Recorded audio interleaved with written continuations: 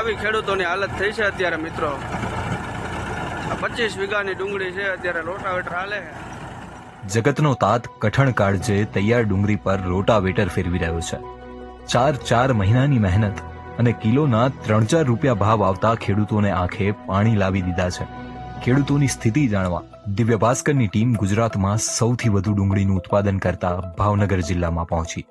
અત્યારે અમે ભાવનગર જિલ્લાના મહુવા તાલુકાના ભગોડા ગામે ઊભા છીએ. આપ મારી પાછળ જોઈ શકો છો, આ ભગોડા ગામના એક રામભાઈ નામના ખેડૂત છે, જેમણે 50 વીઘા જમીનમાં ડુંગળીનું વાવેતર કર્યું હતું. સૌથી પહેલા અમે તળાજાના 5 પીપળા ગામે પહોંચ્યા. લાઠી દળિયા પરિવારે ડુંગળીના પાકની આશાએ દીકરાના લગ્ન પાછા ઠેલવ્યા હતા.